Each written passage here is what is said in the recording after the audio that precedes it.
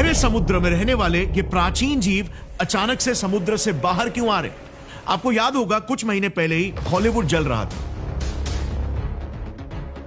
अब यह देखना उसके कुछ ही दिनों पहले नवंबर 6 को कैलिफोर्निया के किनारों में क्या मिला था। एक 10 फीट बड़ी oarfish.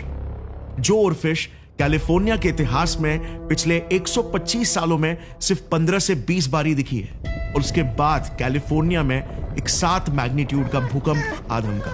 Experiencing very strong shaking. Wow. I think we need to get under the desk. You are in danger. This was the biggest earthquake to hit Northern California in more than 3 decades.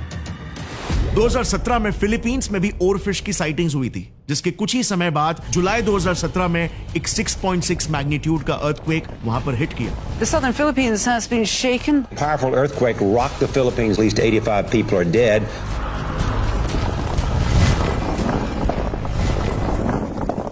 यह है angler fish, जिसे black सी devil कहा जाता है।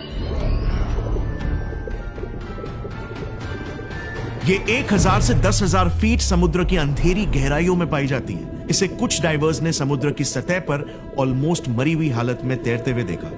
इस वाले oarfish को तो लिटरली मेक्सिको के सी शोर में अपनी जान के लिए तड़पते देखा गया, जबकि ओरफिशेस यूजुअली गहरे पानी में 650 से 5000 फीट अंदर पाई जाती है। फिर जब केरला में हजारों मछलियों को समुद्र से बाहर सुइसाइड मिशन में छलांग लगाते हुए देखा गया, तो लोगों को यह यकीन होने लग गया कि कोई इत्तेफाक बिल्कुल भी नहीं है, बल्कि एक चेतावनी है।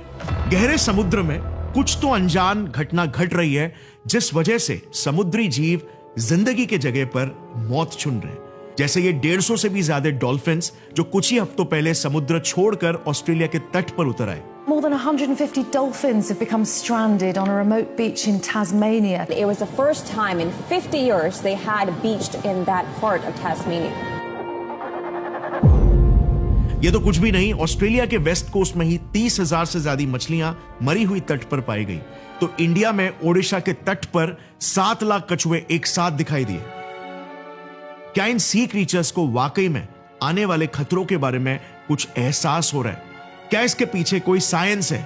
वेल, आपने अब तक ये तो सुना ही होगा कि ओरफिश का दिखना खतरे की घंटी मानी जाती है, क्योंकि याद है जापान में 2011 में जनवरी से लेकर मार्च तक फुकुशिमा के साथ कई सारे जगहों पर ओरफिशेस दिखने लगे थे। और फिर 11 मार्च 2011 को जापान के इतिहास का सबसे बड़ा भूकंप आया, 9.1 मैग्नीट्यूड का टोहोकू अर्थक्वेक, जो अपने साथ 130 फीट ऊंची सुनामी भी लाया, जिसमें 18,000 लोगों की जानें चली गई।